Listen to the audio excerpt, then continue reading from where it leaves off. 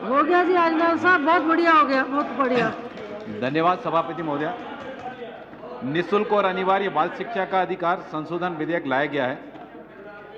मैं इसका स्वागत करता हूं और इससे निश्चित रूप से निःशक्त एवं विकलांग छात्रों के शैक्षणिक क्षेत्र में विकास का मार्ग प्रशस्त होगा।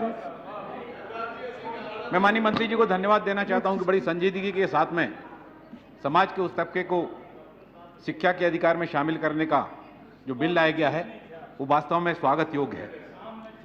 हमने 2010 में इस संबंध में बिल पारित किया था, लेकिन आज हमें कहना में कोई संकोच नहीं है कि आज अगर हम शैक्षणिक क्षेत्र के बारे में संस्थानों पर नजर डालें तो आज देश में 15 करोड़ बच्चे ऐसे हैं जिनमें से लगभग 80 लाख बच्चे शैक्षणिक संस्थानों से आज भी दूर हैं।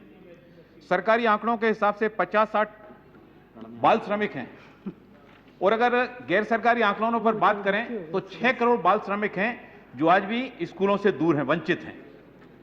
इनको जब तक हम स्कूलों में हम नहीं ले जाते हैं तब तक हमारा सर्व शिक्षा का अभियान जो है ना वो अधूरा बन रहता है। सर्व शिक्षा अभियान के अंतर्गत हमने स्कूलों के भवन बनाए, कमरे बना दिए, लेकिन उनमें काफी विसंगतियां देखने मिलती हैं। एक स्थान पर मैं गया तो मैंने देखा वहां पर 45 बच्चे हैं मात्र, 5 टीचर हैं और 5 कमरे हैं। दूसरे स्थान पर गया तो मैंने देखा 267 छात्र वहां पर हैं और वहां पर भी 5 कमरे, लेकिन शिक्षक मात्र वहां पर 2 हैं। जब इस तरह की विसंगतियां रहेंगी तो हम सर्व शिक्षा अभियान के लक्ष्य को हम कैसे प्राप्त कर पाएंगे। और अकेले पूरे देश में मतलब इस तरह के शिक्षकों की कमी है। अकेले उत्तर प्रदेश, बिहार, झारखंड, पश्चिम बंगाल, आसाम, छत्तीसगढ़, जम्मू कश्मीर में ही 6 लाख अनट्रेंड टीचर हैं, जहां पर कम से कम 5 लाख ट्रेंड टीचरों की आवश्यकता है। हमारे सर्व शिक्षा अभियान में जो प्रावधान किया गया था, जिसमें हमारे बहुत सारे सांसदों ने बिंदु की ओर ध्यान आकर्षित किया कि गरीब विद्यार्थियों को स्कूलों में 25% आरक्षण की जो बात की गई थी एडमिशन की, उसका पालन नहीं हो रहा है। अकेले दिल्ली के स्कूलों में 10,000 स्थान रिक्त पड़े हैं जो गरीब विद्यार्थियों के कोटे से नहीं भरे गए हैं। सारे देश की स्थिति तो क्या होगी। और इस पर बहुत सख्ती से कदम उठाने की आवश्यकता है। घुमंतु जो जातियां होती हैं, उन घुमंतु जातियों के बच्चे जो है ना वो स्कूल से वंचित होते हैं, वो स्कूल नहीं जा पाते हैं। अब निःशक्त बालकों के लिए जो कानून की बात कही गई है, इसकी भी कहीं ऐसी स्थिति ना हो हमारे पूर्व के विधेयक की तरीके, और इसके हमारे लिए व्यवहारिक रूप से नौकरशाही वाला जो दृष्टिकोण वो छोड़ के और हमें नई सोच अपनानी होगी। विकलांगता सामान्य रूप से जो होती है वो 4 प्रकार की होती है: मानसिक विकलांग, अस्थिबाधित, मूक बधिर, दृष्टिबाधित। पिछले बिल में जो विकलांगता की कैटेगरी शामिल की गई थी, 7 कैटेगरी शामिल की गई थी, और इस कैटेगरी में नए बिल में 10 में इसको 20 कैटेगरी तक बढ़ाया गया है। केंद्र सरकार के द्वारा विकलांगों के 4 नेशनल ट्रेनिंग इंस्टीट्यूट चलाए जा रहे हैं, देहरादून, कोलकाता, सिकंदराबाद, मुंबई में। इसके अतिरिक्त 17 आवासीय रोजगारमुखी केंद्र विकलांगों को संचालित किए जा रहे हैं। यह संख्या देश में जो हमारे जो विकलांग बच्चों की संख्या को देखते हुए काफी कम है। इसके साथ ही साथ विकलांग बच्चों की शिक्षा के लिए चलाए जाने वाले विद्यालय और आवासीय विद्यालयों की संख्या भी देश के सभी राज्यों में बहुत कम है। कितने जिलों में प्राथमिक विद्यालय हैं, कितने में मिडिल स्कूल तक शिक्षा दी जा रही है, कितने संभागीय मुख्यालयों में और आवासीय विद्यालय 12 तक वहां पर दिए जा रहे हैं। सर्व शिक्षा अभियान के अंतर्गत 30.82 लाख विकलांग बालकों की पहचान की गई। 2001 की जनगणना के अनुसार 6 से 14 वर्ष की आयु के बालक 2.1% विकलांग बालकों में से मात्र 1.5% को ही दर्शाता है। इनमें से नियमित स्थल और घर पर आधारित शिक्षा के तहत अब तक केवल 27.80 लाख छात्रों को ही शामिल किया गया है। हमारा देश ज्यादातर गांव में रहता है और 81% विकलांग भी ग्रामीण क्षेत्रों में ही, अतः विकलांग बालकों की संख्या भी गांव में ही है। 55% विकलांग पूरी तरह से अशिक्षित हैं, मात्र 9% ही मिडिल तक शिक्षा ले सके हैं, क्योंकि विकलांगों की आवश्यकताओं को पूरा करने विद्यालयों की पूरे देश में कमी है। सरकार अगर जागरूक होती तो ये आंकड़े जो है ना 50% तक जा सकते हैं। स्वयं आंकड़े ये बात कर रहे हैं, सरकार द्वारा संचालित विद्यालय बहुत कम है। सामाजिक संस्थाएं, एनजीओ सरकार से लाभ लेकर केवल कुछ बड़े शहरों में केंद्र चला रही हैं। छोटे शहरों में, कस्बों में सरकार में एनजीओ दोनों ही के द्वारा अनदेखा किया जा रहा है। ग्रामीण क्षेत्रों में लोगों को जानकारी नहीं होती। हर जिला स्तर पर कम से कम हाई स्कूल एवं संभागीय मुख्यालय पर हायर सेकेंडरी निःशक्त बालकों के लिए आवासीय एवं रोजगार परक विकलांग विद्यालय बनना चाहिए।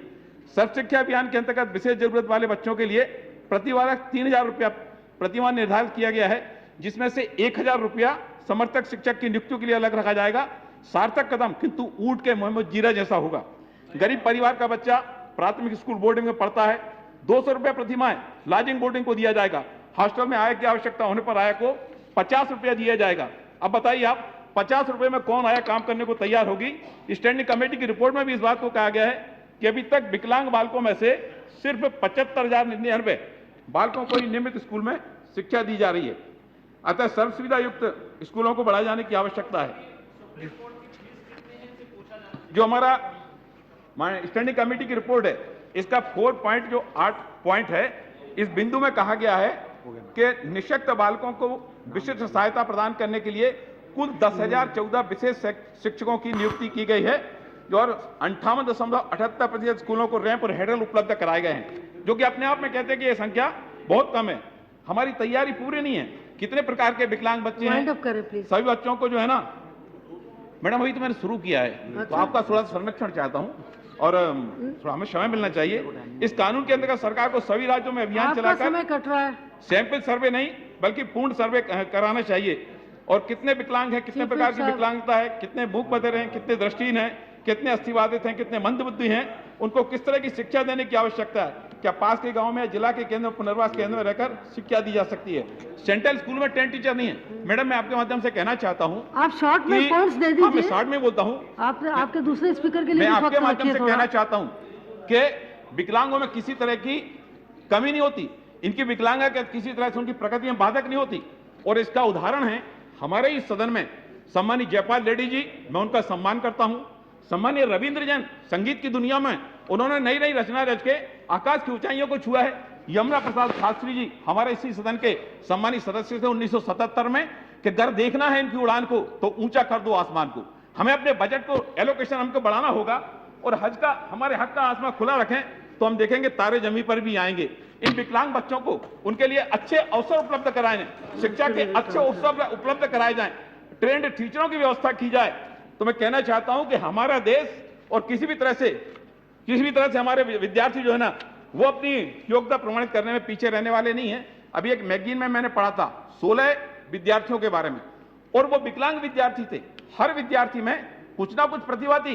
कोई अकेले पैरों से या बहुत अच्छा कंप्यूटर में मास्टर बन गया, कोई बहुत अच्छी पेंटिंग बना रहा है। तो वो लेख पढ़कर मुझे लगा कि वास्तव में अगर इनको सही मायने में सुविधा उपलब्ध कराई जाए, संसाधन उपलब्ध कराए जाएं, तो हमारा देश विकलांगों के लिए बहुत कुछ कर सकता है। और ये बिल, इस बिल के बारे में क्रियान्वयन जहां तक सवाल है, तो इनकी क्षमताओं को कम करके नहीं आंका जाना चाहिए। विकलांगों के घरों को नजरअंदाज नहीं करना चाहिए। और अगर आप हमें 2-4 मिनट का समय दें तो मैं अपनी बात रखना चाहूंगा। 1 मिनट और दें हम।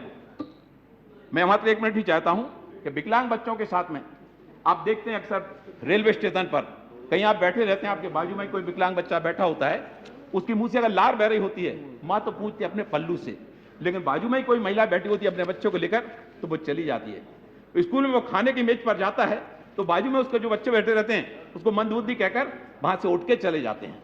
बस में जब यात्रा करके स्कूल जाता है तो उसके पास से बच्चे उठकर चल देते हैं। ये जब तक इन बच्चों के साथ भेदभाव खत्म नहीं होगा तब तक कैसे, और ये हमारे बिल की सार्थकता होगी। और इसलिए आपका मिनट प्लीज। इस संबंध में अगर काम करना होगा तो माननीय सभापति महोदया, दिल से हमको काम करना होगा, दिल से क्रियान्वयन करना होगा, तभी बिल की सार्थकता सही मायने में सिद्ध होगी। और एक लाइन कहकर मैं अपनी बात समाप्त करूंगा कि जिंदगी की हर कमी जो भूल जाता है, जिंदगी की हर कमी जो भूल जाता है, बस वही उपलब्धियों के फूल पाता है। आदमी सच्चा वही जो हौसला रखता, सदा ही मुस्कुराता है। बहुत अच्छे, धन्यवाद। क्या हुआ वह आंख से जो देख ना पाता, दिव्य दृष्टि से नजर सब उसको आता है। हाथ से लाचार है जो पैर से कमजोर, दौड़ जीवन की मगर वह जीत जाता है। बहुत बहुत धन्यवाद। बोल ना पाए जो कानों से सुन भी ना पाए, पूरी कविता बोल ना पाए जो कानों से सुन ना पाए, श्रीमती प्रिया दत्त जी, ध्यान से सुनना अक्सर वह गुनगुनाता है। Thank you, madam. Thank you, madam, for giving me this opportunity.